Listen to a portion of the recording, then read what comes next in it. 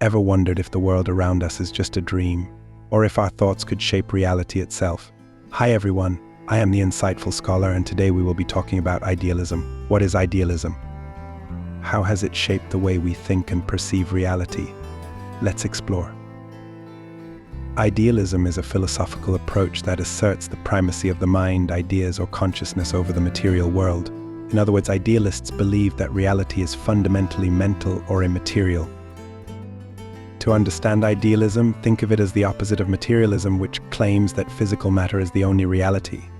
Idealism, on the other hand, suggests that our perceptions, thoughts, and ideas shape the world we experience. Idealism has deep roots in the history of philosophy.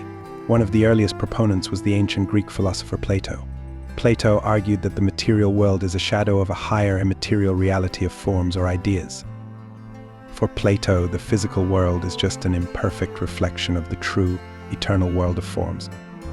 Fast forward to the 18th century and we encounter Immanuel Kant, who revolutionized idealism with his theory of transcendental idealism. Kant argued that our understanding of the external world is shaped by the ways our mind organizes sensory experiences.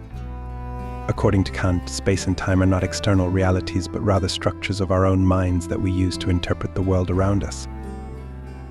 Idealism isn't a one-size-fits-all concept. There are different types of idealism that philosophers have developed over the years. Subjective idealism, proposed by George Berkeley, this type posits that reality exists only as perceptions in our minds. To be is to be perceived. Berkeley argued that the physical world only exists because it is perceived by a conscious mind. Without perception, the physical world would cease to exist. Objective idealism thinkers like Hegel believed that reality is the manifestation of an absolute mind or spirit, which is objective and universal. Hegel's idealism is more about the unfolding of a universal spirit or consciousness that manifests itself in the material world. For Hegel, history is the process of this spirit coming to know itself. Transcendental idealism, as we mentioned earlier, Kant's version suggests that our knowledge of the world is filtered through the structures of our mind. Kant's idea is that we can never know the thing in itself, the reality that exists independently of our perception, but only the phenomena, the way things appear to us through our mental frameworks. Idealism has had a profound impact on various fields, from philosophy to art and literature.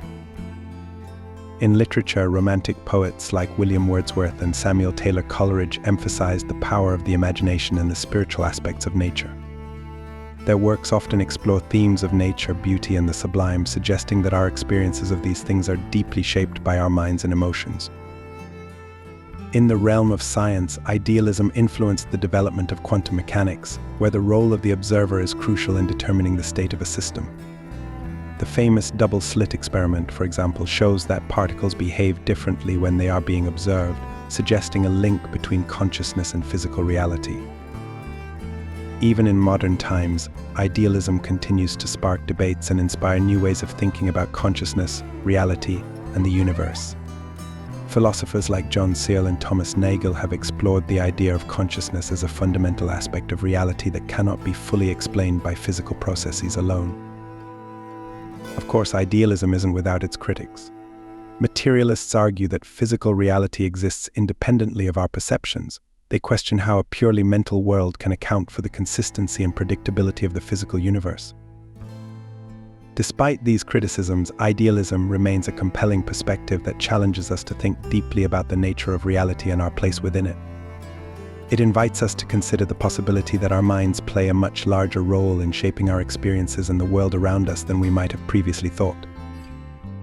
So what do you think? Is reality shaped by our minds, or is there an objective world out there that exists independently of us? Let us know in the comments below. Thanks for watching. Don't forget to hit that subscribe button and click the bell icon for more thought-provoking content. Until next time, keep questioning and exploring.